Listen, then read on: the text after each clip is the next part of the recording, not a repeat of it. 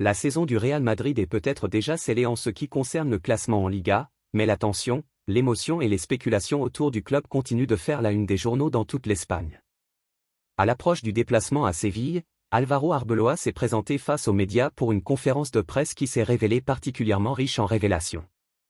Il y a évoqué Kylian Mbappé, José Mourinho, l'ambiance dans le vestiaire, ainsi que sa propre expérience, non sans difficulté, à la tête de l'un des plus grands clubs du football mondial.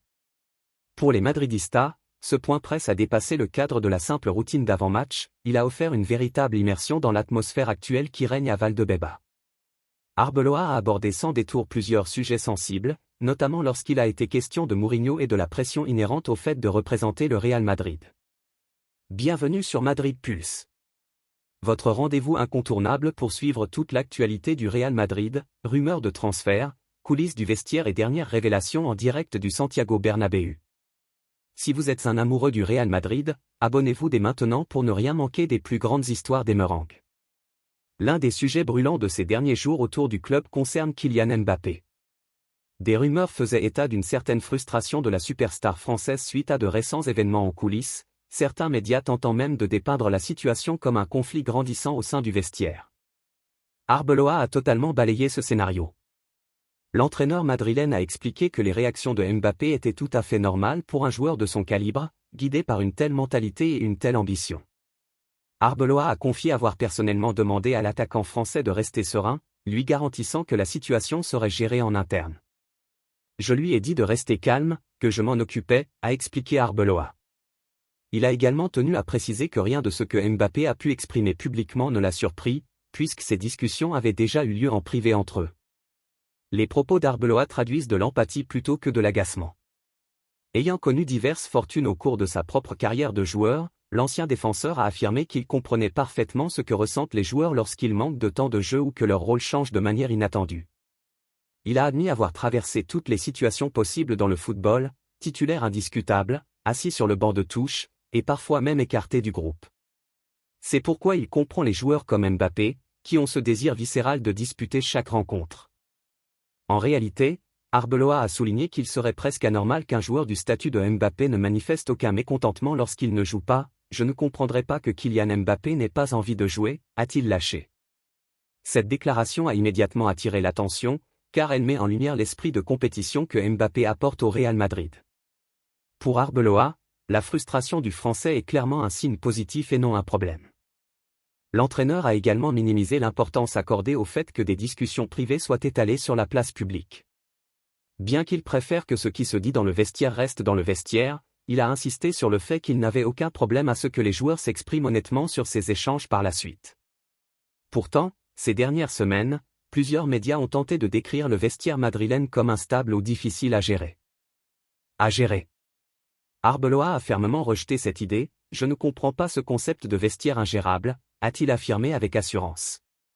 Cependant, le moment fort de cette conférence de presse est survenu lorsque le cas de José Mourinho a été mis sur la table. Depuis des semaines, les rumeurs évoquant un retour sensationnel du technicien portugais au Real Madrid s'intensifient. Face à l'incertitude qui plane sur l'avenir du staff technique, de nombreux supporters ont commencé à se demander si Florentino Pérez ne pourrait pas, une nouvelle fois, faire appel au Special One. Sur ce point, Arbeloa n'a laissé planer aucun doute quant à ses sentiments. Mourinho est le numéro 1, a-t-il déclaré avec conviction. L'ancien défenseur a parlé avec une admiration évidente de son ancien entraîneur, le décrivant comme quelqu'un qui appartiendra toujours à la famille du Real Madrid, avant d'admettre ouvertement qu'il adorerait le voir revenir au Santiago Bernabéu la saison prochaine. Il est, et sera toujours, l'un des nôtres, a-t-il ajouté. Pour de nombreux supporters madrilènes, ces mots ont un poids immense. Arbeloa a été l'un des soldats les plus fidèles de Mourinho lors de l'une des périodes les plus intenses de l'histoire moderne du club. Entendre un tel soutien public de la part d'une figure interne de la Maison Blanche ne va faire qu'alimenter les spéculations sur ce possible retour. Au-delà du cas Mourinho, Arbeloa a également affiché un grand respect envers le Séville FC et son entraîneur Luis Garcia avant leur prochain affrontement au stade Ramón Sánchez Pizjuán. Malgré la saison en dents de scie des Andalous, Arbeloa a salué les récents progrès de l'équipe sous la direction de Garcia et a reconnu la difficulté de s'imposer à Séville. Il a qualifié le public sévillan de l'un des meilleurs d'Espagne, admettant que les matchs là-bas sont toujours des rendez-vous chargés d'électricité et d'émotion pour le Real Madrid. Pourtant, le moment le plus touchant de la conférence de presse a sans doute été celui où Arbeloa s'est confié sur sa propre expérience sur le banc madrilène. L'ancien défenseur a décrit les 4 derniers mois comme un apprentissage crucial, concédant que diriger le Real Madrid s'accompagne d'attentes monumentales. Avec beaucoup de franchise, Arbeloa a avoué que son plus grand regret était de ne pas avoir réussi à mener ses joueurs vers des titres durant cette période délicate. Ce qui me fait le plus de mal, c'est de ne pas avoir aidé les joueurs à soulever des trophées, a-t-il confessé. Arbeloa a également évoqué avec émotion son lien viscéral avec le club, rappelant à tout le monde qu'il a passé près de 20 ans au Real Madrid. En qualifiant le club de « maison », il a montré à quel point ces derniers mois difficiles l'avaient touché personnellement.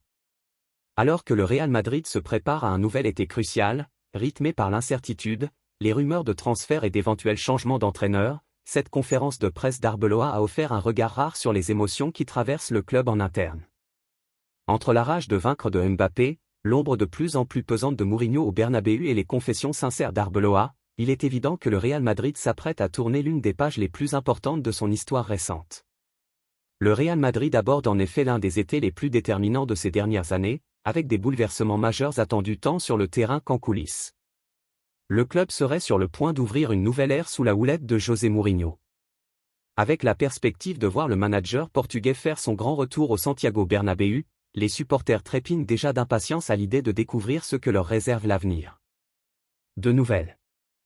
Voici la traduction de cette dernière partie, toujours nettoyée des repères temporels et ajustée pour un français naturel, percutant et fluide, avec la correction orthographique du nom du prodige brésilien, Endrick, et de l'Olympique lyonnais.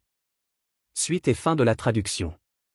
Tactique, un mental d'acier et plusieurs décisions majeures concernant l'effectif devraient façonner les plans du Real Madrid pour la saison prochaine.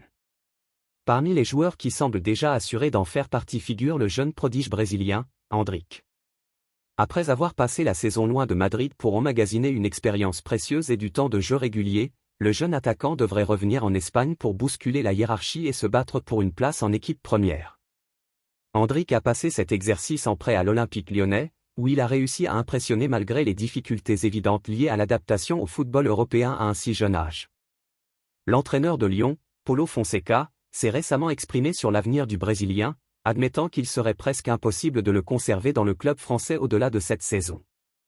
Selon Fonseca, le Real Madrid voudra certainement récupérer l'adolescent après avoir constaté sa progression tout au long de l'année. Le coach lyonnais a également loué les qualités et la force mentale d'Endrick, insistant sur le fait que le jeune joueur a déjà prouvé qu'il avait l'étoffe pour évoluer dans l'un des plus grands clubs de la planète. Le talent brésilien a signé un passage très encourageant en France. Sur la seconde moitié de la saison, Endrick a cumulé 15 apparitions dont 13 titularisations sous le maillot lyonnais. Durant cette période, il a inscrit 5 buts et délivré 7 passes décisives, des chiffres qui soulignent son influence grandissante dans la zone de vérité. Bien qu'il ait traversé une passe plus difficile en milieu de parcours, où il a couru après la régularité, Endrick a réagi avec brio ces dernières semaines.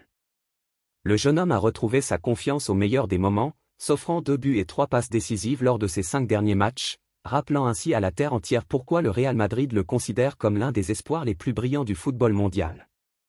Au sein de la Maison Blanche, on est de plus en plus convaincu qu'Endrick aura un rôle important à jouer la saison prochaine.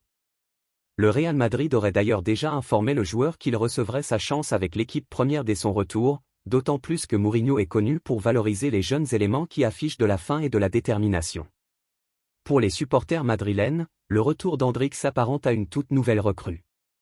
Entre sa vitesse, son sens du spectacle, son efficacité devant le but et son audace, le public du Santiago Bernabéu a hâte de voir le phénomène brésilien exploser sous ses yeux la saison prochaine.